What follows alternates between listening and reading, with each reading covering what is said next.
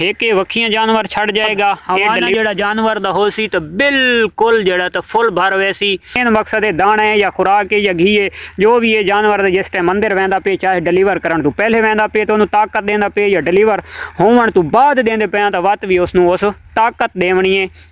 अस्सलामुअलैकुम टू आल संगात, क्या हाल है जनाब? ठीक ठाक हो? उम्मीद करें सारे भैणा भिरा ठीक ठाक हो सन। अल्लाह पाक सारे भिरावां दे माल जान इज़्ज़त आबरू हर शे दी हिफाजत फरमाए तो अल्लाह पाक सारे मुसलमानां दी बच्चियां दे नसीब बच्चे फरमाए। अच्छा जनाब, खोखर कजला फार्म पे न्यू एंट्री माशाल्लाह एक भेड़ घेन के आया तो अज अपने दोस्तों नू उस भेड़ दा व्यू करवाने और उसनू दिखवाने। ये जानवर फॉर सेल दा नहीं है, अपने शौक वास्ते घेन आया तो खाली अपने दोस्तों को एक आइडिया देने और इस भेड़ के बारे जितनी एक सानू डिटेल पिछू मिली है तो इंशाअल्लाह वो अपने दोस्तों के नाल करें शेयर। असा पिछला दी गल की बार नहीं, जो सारे इलम दे विच हो सी तो इंशाअल्लाह असा अपने दोस्तों के नाल वो शेयर करसा। तो शुरू करें अज दी मज़ेदार वीडियो। अच्छा जी, ये भेड़ है माशाअल्लाह, इसनू असा आखसा देसी। ठीक हो गया। बाहरे निशान रखें दी है तो बाहरे निशाना के जानवर को आखा वैंदा है लाखा। ठीक हो गया। लाखा कजला और जड़ा बिल्कुल कक्का होंदा है, ब्रीड नस्ल एक होंदी है, यानी कि क्वालिटी किस दी चे देसी दे विच ये त्राए चीज़ां सेम, प्योर ब्रीड दी चे त्राए चीज़ां सेम। ठीक हो गया। और बिल्कुल नॉर्मल दे विच भी त्राए चीज़ां सेम होंदियां। हर क्वालिटी दे विच हर हिसाब दा जानवर होंदा है, लेकिन उन्हां दी असल ब्रीड एक होंदी है। हुण जिहड़ी ये लाखी है इसकी क्वालिटी का जोड़ा जानवर उसी समझो सेम यह चीज़ उस दे विच थोड़े निशान भी हो सन, यानी कि बिल्कुल पूंबलियाँ ये तो अद्धे दे कान ब्लैक हैं तो उन्होंने थोड़े थोड़े तले पूंबलियाँ ब्लैक हो सन और अखी ब्लैक हो सन और होंठ ब्लैक हो सन तो उसनू अक्सा कजला, लेकिन क्वालिटी सेम हो सी। अच्छा, हर बंदे की अपनी पसंद होंदी, अपनी चाहत होंदी है। अगर जड़ा कक्का हो सी सेम यह चीज़ इं छोटे बराबर कान और यह चीज़ हो सी तो वो ब्रीड सारी एक होंदी है। ब्रीड दी कोई फ़र्क नहीं होंदा, सिर्फ इन्हां दे पॉइंटां दा फ़र्क होंदा है। इन्हां दे यानी कि अलहदा अलहदा नक्शे बनाए होंदे ने। ये मेरे करीम ज़ात दे कम हैं। अच्छा, तो ये भेड़ बिल्कुल डिलीवर करन दे ऐन करीब है। ठीक हो गया। तो ये हुण सवेरे सवेरे दा टाइम है। उम्मीद काफ़ी लगती है कि इंशाअल्लाह, क्योंकि इस पुट्ठे ढावने शुरू कर देते हैं तो ये भी अज इंशाअल्लाह अपने दोस्तों को रहनुमाई इस चीज़ के भी मिलने वाली है कि जिस टाइम भेड़ की डिलीवरी का करीब टाइम आता है या बकरी की तो वो इं जनाब वखियां तल्लां करन लग पे सी। और उस तो इलावा जनाब ये पूछल दे नाल देखो ये तो तुहानू टोहे जे महसूस थींदे पे सन तो ये टोहे जानवर भी बनावने शुरू कर दे सी। तो बच्चा जोड़ा होंदा है तो वह वखियां छोड़ वैंदा है, यानी कि तल्लां लम्मे क वैंदा है तो वो। और दूसरे नंबर पर जिस टाइम टोहे पै वैंदे ये पूछल दे नाल ते मेरे करीम ज़ात दा काम है तो ये टोहे पै गए तो समझो ये जानवर एन करीब डिलीवरी करन दे नज़दीक आ गया है। ठीक हो गया। आज डिलीवर कर वञे, कल डिलीवर कर वञे। असा बारू परचेज़ की है वल्ला बाखुदा ये उत्ते ब्रीड और केजियाँ मिलो है। ठीक हो गया। ये तो यानी कि हंडदी रंग कढ़े सी, बच्चा बाहर आसी तो पता लग सी भाई केड़ी शय है, नर है मादा है, ब्रीडर अच्छा है या उत्ते मुंदरा या दमानी करासी है हो तो ये वल्ला बाखुदा। ठीक हो गया। लेकिन जड़ी चीज़ है देखने वाली तो वो माशाल्लाह ये है कि भेड़ दे कोलू हवाना बहुत खूबसूरत है, बहुत हसीन हवाना है और कोई लटका शटका है नहीं, बराबर हवाना है माशाल्लाह। और मुंद्र यानी कि सूह वाली जगह जितों बच्चे डिलीवर करने तो बिल्कुल इस ढीली छोड़ देती है और वखियाँ दे गिनो तो वखियाँ भी इस अल्हम्दुलिल्लाह ढीलियाँ छोड़ देती हैं। तो इंशाअल्लाह एन करीब जड़ा तो डिलीवर करे सी आज कर वञे कल कर वञे तो इंशाअल्लाह ये एन करीब डिलीवर करने वाली है। और असा जनाब अपनी शौक वास्ते ये जानवर परचेज़ किया। अच्छा जी, कॉल आ गई है तो कॉल दे विच वत मैं मसरूफ थी गया।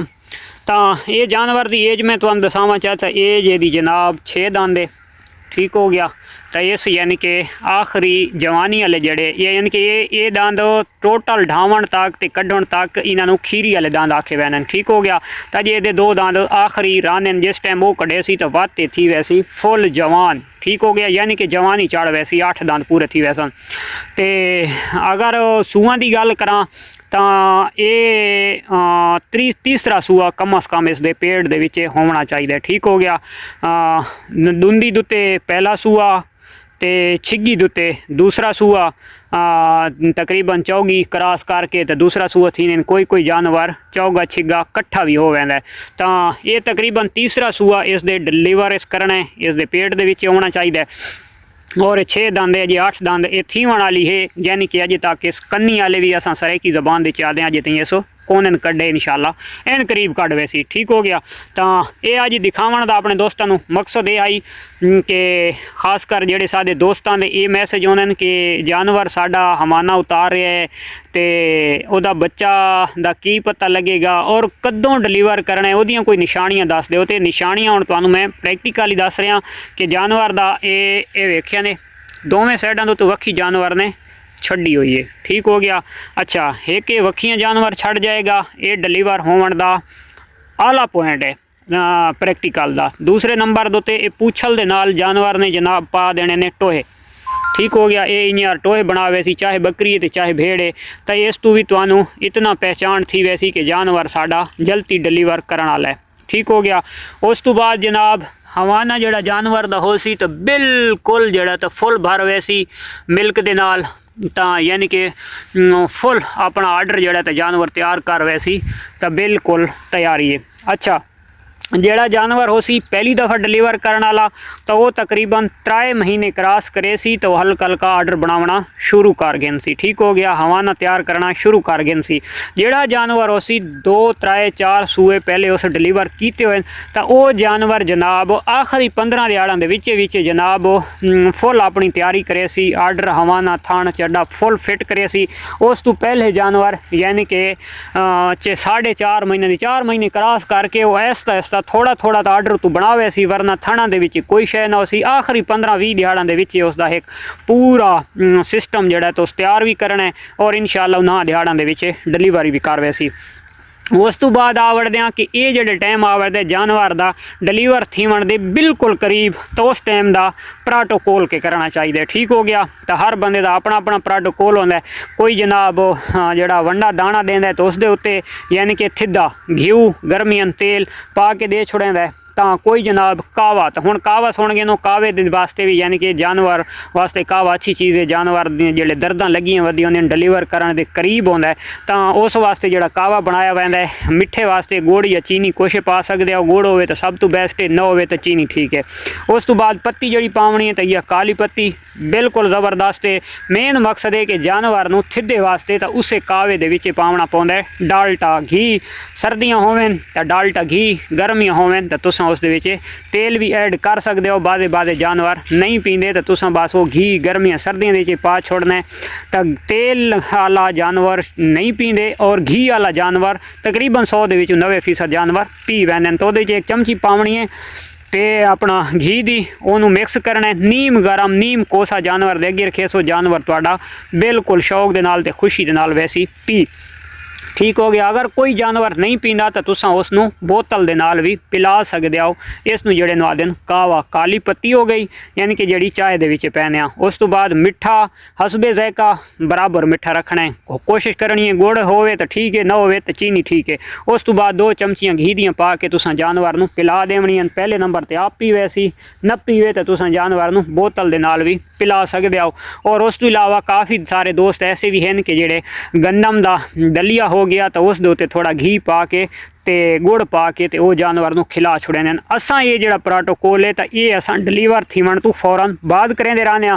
ते काफ़ी सारे लोग हैं अगर ये कर छोड़ो तो फायदा है न करो तो नुकसान को नहीं ठीक हो गया ना। तो ये चीज़ां तो इस यानी कि कोई दोगली राय नहीं होनी चाहिए या यार ये पहले करना चाहिए बाद ही करना चाहिए। मेन मकसद है दाना है या खुराक है या घी है जो भी है जानवर जिस टाइम अंदर वहदा पे चाहे डिलीवर करने तो पहले वहदा पे तो उन्होंने ताकत देंदा पे या डिलीवर होवन तो बाद देंदे पे तो वत भी उसनूं उस ताकत देवनी है। ना नुकसान पहले करना है तो ना उस नुकसान बाद करना है। जिहड़ी चीज़ है फायदे वाली है तो उस फायदा करना है चाहे जेड़े टाइम ही दो। बस सिर्फ जड़ा ने इतना कोशिश करनी है कि ਜਿਹੜਾ थिद्दी वाली चीज़ है वो सुबह टाइम नहीं देवनी, क्योंकि सुबह टाइम तुम देसो दोपहर वाले जानवर पानी पीसी तो पानी पीवन नाल जानवर नूं रेशा नज़ला ज़्यादा हो सकता है, खांसी हो सकती है, क्योंकि थिद्दे तो पानी तो इंसान आप नहीं बर्दाश्त कर सकता तो जानवर भी बर्दाश्त नहीं कर सकता। तो ऐसी चीज़ जे देवनी है तो या पानी का कंट्रोल करना है या खास कर जो ना सैकेंड टाइम देवनी है, तो सैकेंड टाइम तो बाद जानवर पानी पीवना नहीं होता तो जानवर रहा फिट।